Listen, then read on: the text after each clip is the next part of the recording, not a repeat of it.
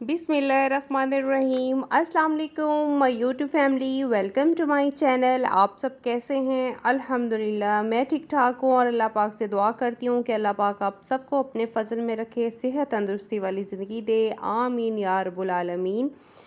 आज है 10 मुहर्रम और मैं आपके साथ जो है हलवे की रेसिपी शेयर कर रही हूँ। ये वो हलवा है जो मैं न्याज़ में बना रही हूँ। अल्लाह पाक की राह में जो भी चीज़ बनाएं तो अच्छी तरीके के साथ बनाएं। तो मैं ये हलवा बना रही हूँ, इसके लिए जिन चीज़ों की ज़रूरत है वो मैं आपके साथ शेयर करती हूँ। 1 किलो मैंने डालडा घी इस्तेमाल कर रही हूँ, मुझे देसी घी नहीं मिला। हाफ़ के जी मैंने बेसन लिया है और 3 किलो मैंने सूजी इस्तेमाल कर रही हूँ। 1 पाव किशमिश है और 2.5 जो है वो खोपरे हैं, मतलब उसके कप जो कह सकते हैं आप उसे। ठीक है। अब हम छन्नी के साथ सूजी को छान लेंगे। आप जितनी भी एहतियात कर लें फिर भी इसे वो जो है कीड़ी लग ही जाती है। लेकिन ये है कि अगर आपके पास क्वांटिटी कम है तो आप उसे भून कर एक डिब्बे में डाल के फ्रिज में रख दें, तो फिर ये कभी भी इसको जो है वो कीड़ी शिड़ी या कोई कीड़ा शिड़ा नहीं लगता। इसलिए आपने इसको एहतियात के साथ काम लेना है और इसे 2 से 3 दफ़ा छान लीजिएगा ताकि अच्छी तरह सूजी जो है हमारी साफ़ हो जाए। मैं इसको अच्छी तरीके के साथ 2 से 3 दफ़ा छान लिया था। तो इससे इस देखें सूजी जो है हमारी बिल्कुल साफ़ हो गई थी। फिर एक बड़ी मैंने कढ़ाई ली है और उसके अंदर मैंने सारा जो डालडा घी है वो मैंने शामिल कर दिया। सारा 1 किलो हम इस्तेमाल कर रहे हैं, आप ज़्यादा भी कर सकते हैं लेकिन ये क्वांटिटी काफ़ी है। लेकिन यहाँ पे मुझे थोड़ा-सा कम लगा था तो फिर मैंने और भी ऐड कर दिया था। तकरीबन आप 1 से 1.5 किलो घी इस्तेमाल कीजिएगा। यहाँ मैं एक आपको बेहतरीन टिप देने जा रही हूँ। आप जब भी डालडा घी इस्तेमाल करें तो उसमें हाफ़ कप दही इस्तेमाल किया करें। उसे जब दही आप डालेंगे तो वो जो दही है वो जब बीच में ब्राउन हो जाएगा तो यकीन जानिए कि डालडे की जो स्मेल है वो बिल्कुल ख़त्म हो जाएगी और उसका ज़ायका बहुत ही अच्छा आएगा।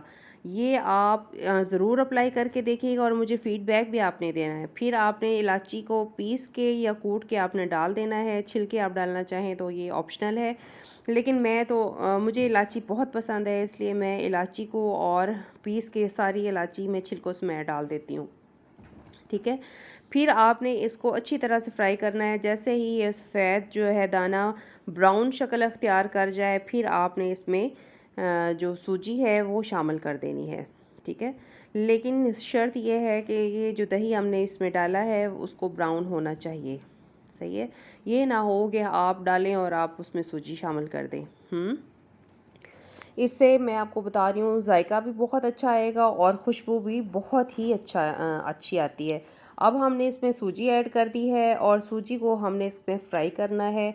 मैंने जब सूजी मिक्स की थी तो फिर मुझे लगा कि इसमें घी थोड़ा सा कम लग रहा है, क्योंकि मैं इस क्वांटिटी में पहली दफ़ा ही हलवा बना रही थी। इससे ज़्यादा वरना 1 कप या आप ज़्यादा से ज़्यादा 1 पाव या हाफ़ केजी तो आप बना लेते हैं घर में मुश्किल से, लेकिन इतना क्वांटिटी वाला हलवा मैंने फ़र्स्ट टाइम ही घर पे बनाया है।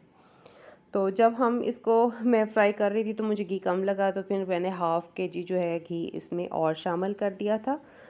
आप अल्लाह पाक जिस नीयत से मैंने इस न्याज़ को बनाया है अल्लाह की राह में इसको दे रही हूँ, अल्लाह पाक कबूल करे। अल्लाह पाक आप सबकी मुश्किलात को दूर करे। सारे अपने बहन भाइयों का अपना आपस में एक दूसरे के साथ ख्याल के साथ रहा करें, एक दूसरे का ख्याल किया करें, एक दूसरे के लिए आसानी जो है पैदा किया करें।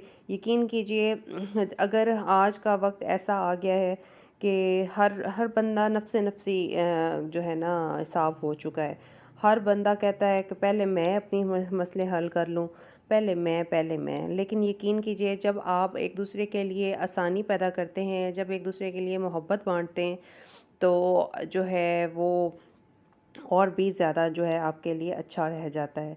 साथ मैंने अपनी बेटी को कहा कि आप मुझे मेरी हेल्प करें और ये जो हम लोग किशमिश लेके आए हैं इसको आप साफ़ कर दें और खोपरे को मुझे कद्दूकश कर दें। तो वो मेरी हेल्प कर रही थी साथ मेरी बेटी हानिया।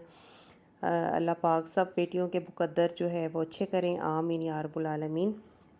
अब जब हमारी सूजी हाफ़ ब्राउन हो चुकी थी, हाफ़ भून चुकी थी, तब हमने बीच में बेसन शामिल करना है। फिर बेसन और सूजी को इकट्ठे जो है भी भूनना है। ठीक है। जब आप इन दोनों चीज़ों को इकट्ठे भूनेंगी, फिर इसका खुशबू और इसका जो जायका है और ज़्यादा उभर के आएगा। यहाँ मैं आपको एक और बात बताती जाऊँ कि इस हलवे में जब बेसन आप शामिल करेंगे, इसका टेस्ट टोटली डिफरेंट हो जाएगा और हैवी भी आपको नहीं लगेगा। यकीन कीजिए, मैं जब से ये हलवा तैयार करती हूँ मुझे बहुत ही ज़्यादा पसंद आया है ये। और उसे क्या कहते हैं, हमारी जो मेरी अम्मी थी वो बनाती थी इस तरह।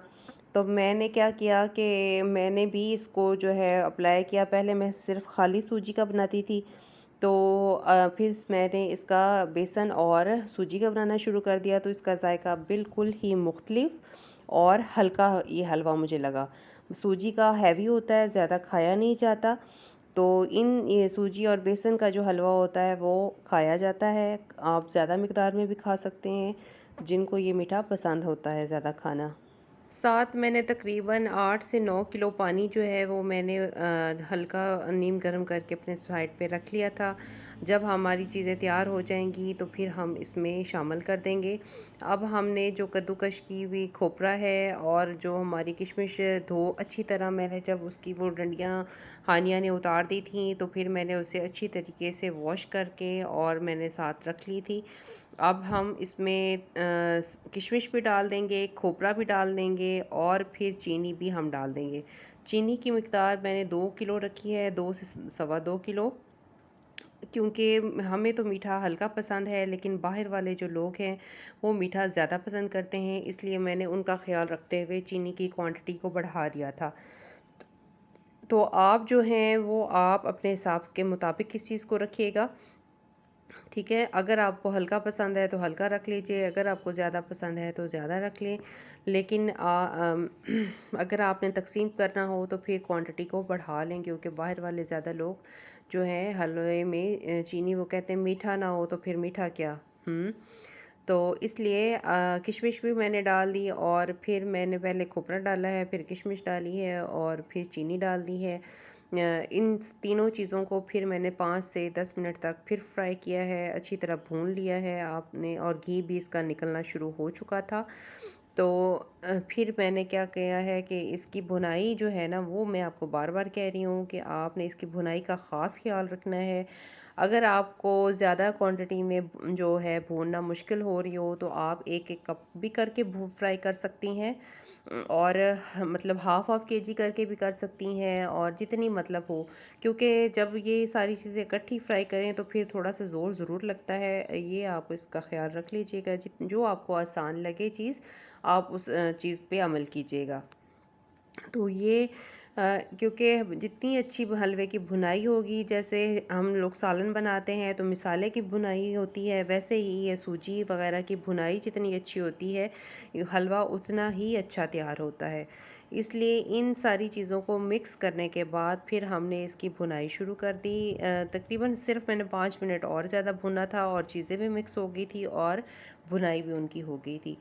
फिर मैंने जो पानी रखा हुआ है वो पानी भी अब मैं इसके अंदर शामिल कर दूंगी। पानी को आपने हल्के हाथों से बीच में शामिल करना है, क्योंकि जब ये अच्छी तरह ये गर्म होती होती है चीज़, तो फिर पानी जो है उछल कर आपके ऊपर आ जाता है। इसलिए फिर मैंने पहले चूल्हा जो है बंद कर दिया था और फिर इसके अंदर पानी शामिल कर किया है, और पानी शामिल करने के बाद आपने हाई फ्लेम पे जो है ना आपने चूल्हा कर देना है, क्योंकि अगर आपका फ्लेम हल्का होगा तो गुठलियाँ बन जाएंगी। हमने पानी शामिल करने के बाद इसको हाई फ्लेम पे पकाना शुरू कर दिया था, ताकि अच्छी तरीके से गुठलियाँ भी ना बने और सूजी जो है हमारी फूल जाए।